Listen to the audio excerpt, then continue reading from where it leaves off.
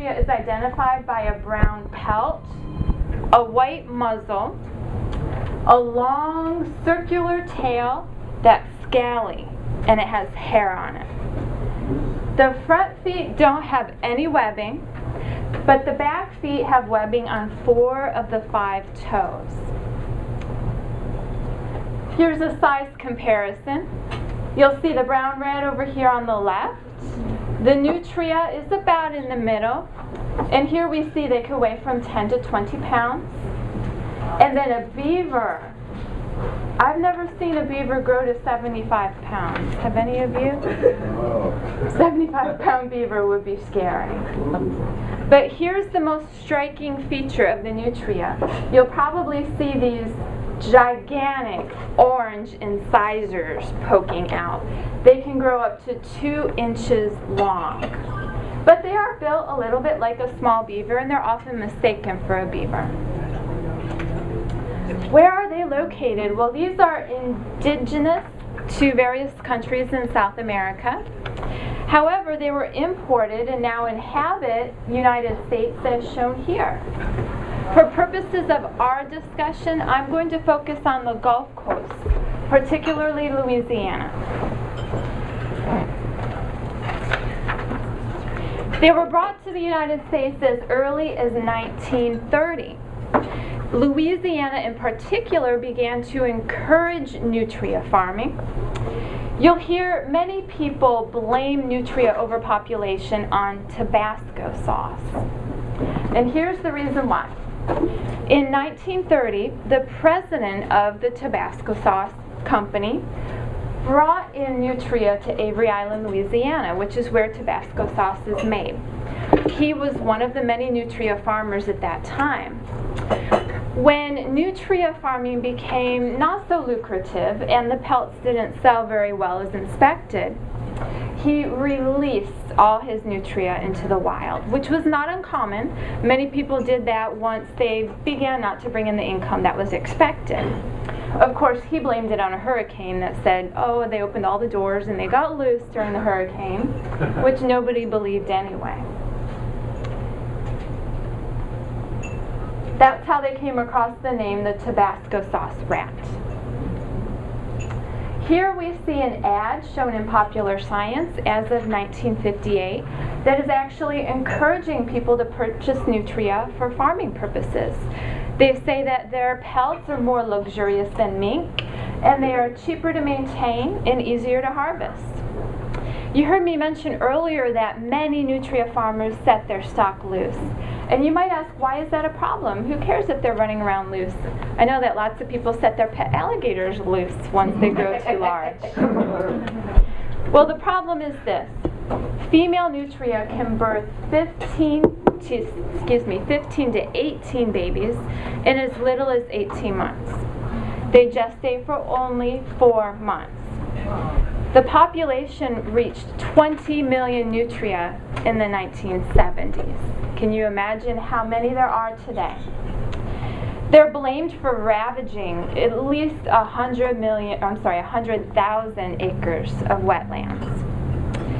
Newborn nutria begin feeding 24 hours after they're born on vegetation that they find convenient to them.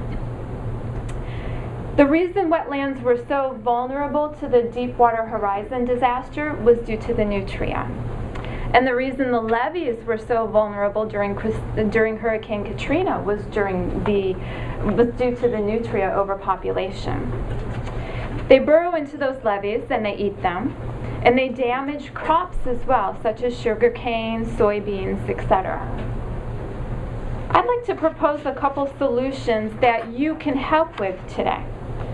Right now, the Louisiana Department of Fisheries and Wildlife encourages trappers by paying $5 per tail of nutria.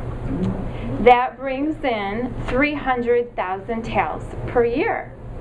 But they say at least 1 million nutria per year need to be harvested to mitigate the damage that they cause.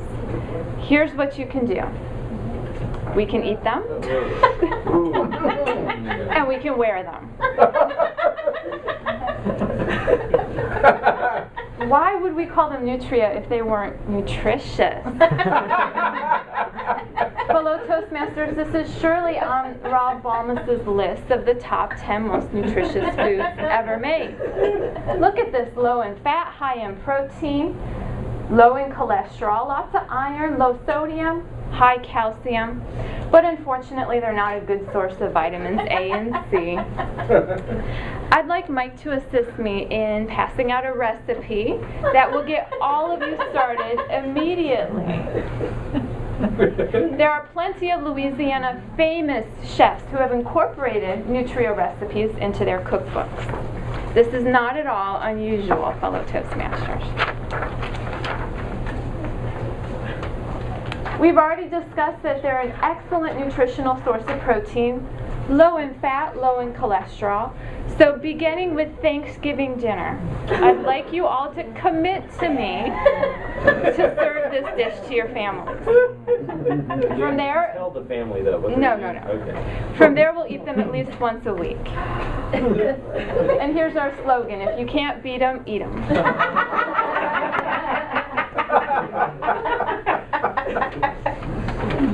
Another slogan that we could incorporate is save our wetlands, wear more Nutria. There is a company called the Righteous Fur Foundation that's working to bring designer Nutria fur and Nutria teeth jewelry to popular contemporary fashion. It is a stylish and a guilt-free alternative to wearing fur. Don't have to feel guilty about it. If you want to do more, you can attend events such as Nutria Palooza, where we appreciate the Nutria in fashion and film. Pardon me. Joan, if you were to eat just 1,000 Nutria,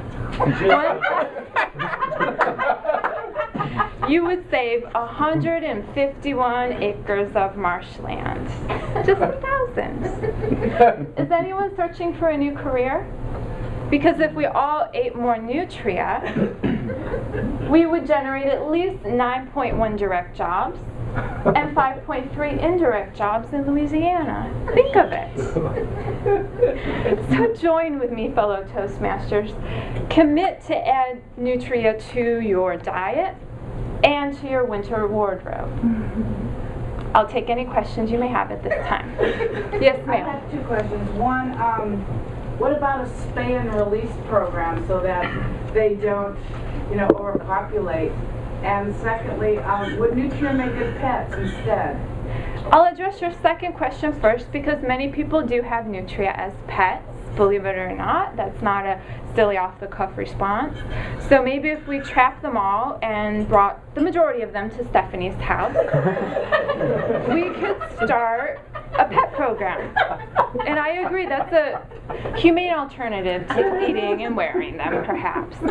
And the spay and release program, that might be one of the jobs that we referenced on the earlier slide. So that's a great suggestion.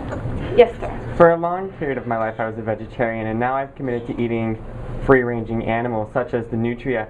However, I've never noticed it in any of my local supermarkets. It's a specialty item. You will have to order it online. One more quick plug for the Nutria before I end our session. During Lent, the Pope has made, the cousin of the Nutria found in Venezuela, a vegetable that anybody can eat. So if you're hungry for meat during Lent, think of the Nutria.